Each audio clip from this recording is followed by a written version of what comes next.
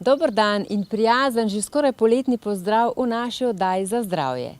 Sanja Lončar nam bo danes pojasnila, da moramo pri razstrupljanju zelo paziti tudi na hidracijo in opozorila, katera kokosova voda je res prava.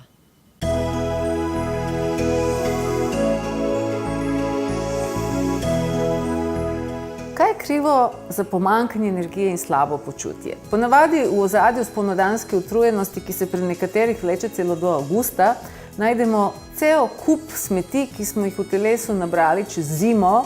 Dejansko gre za ostanke težkih kovin, raznoraznih kemikalij, sečne kisline, ki se nabira po telesu in naredi, da se počutimo vse bolj leseno. In ponavadi se potem spomladi lotimo velikega posta ali razstrupljanja, začnemo uživati koprive, regrade, čemaže in mnogi ugotovijo, da se od tega ne počutijo prav preveč boljše. Zakaj? Ja, preprosto zato, ker ne glede na to, a se lotite sveže zelenjave, zelišč, kakovostnih zelenjavnih sokov, ki delujejo zelo očiščevalno v telesu, vsi pozabijo, da vse, kar hočemo oprati, moramo tudi izprati. In vse, kar zaužijemo, kar čisti kri in čisti telo, sabo odnese več vode, kot je prineslo tekočine. Drugače povedano, vse so to zelo dobri napitki, zelo dobra zelenjava in zelišča, ampak nas bodo oželi.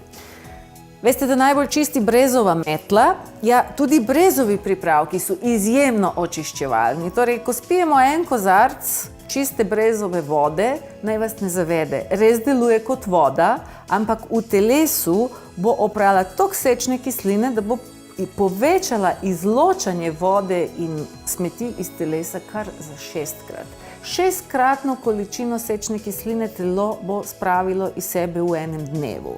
Ampak ne misliti, da je zadosti, da spijete le brezovo vodo. Torej, na toliko brezove vode bi morali spiti vsaj 5-krat toliko vode, da bi stvar delovala. Drugače tvegamo, da le prestavljamo smeti iz telesa z enega tkiva v drugo in na koncu se ne bomo nič boljše počutili. Torej, razstrupljanje na eni strani in hidracija na drugi morata iti skupaj. Vse, kar operemo, imejte v mislih, kot da so to detergenti, potem pa rabimo vodo, da to splakne.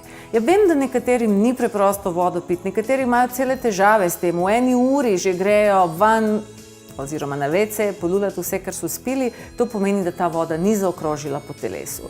V tem primeru je pomembno uživati ne le vodo, ampak vodo z elektroliti. Narava nam je dala en takšen izdelek, ki ima neverjetno enako elektrolitsko ravnovesje, kot ga ima naša kri. To je kokosova voda. Na vzhodu jo dajo direktno iz mladih zelenih kokosov celo v žilo, ker je sterilna.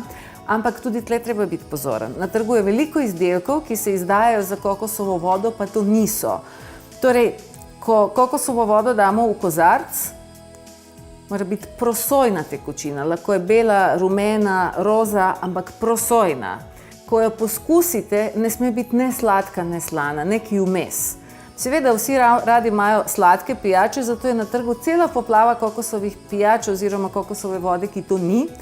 Če je mlečna, če bolj potegne po sladkem, to ne pijete kokosovo vodo, pijete dejansko kokosov sok in ta nima izotoničnih hidrirajočih lastnosti. Edino, kar vas res pospešeno shidrira, je ali kokosova voda ali uživanje vode, ki dodamo malo slanice, najboljše bi bilo iz nerafinirane soli ali iz himalajske slanice. Na ta način lahko razstrupljamo in istočasno hidriramo, potem vam pa bojo baterije polne, pa smeti bojo šle van.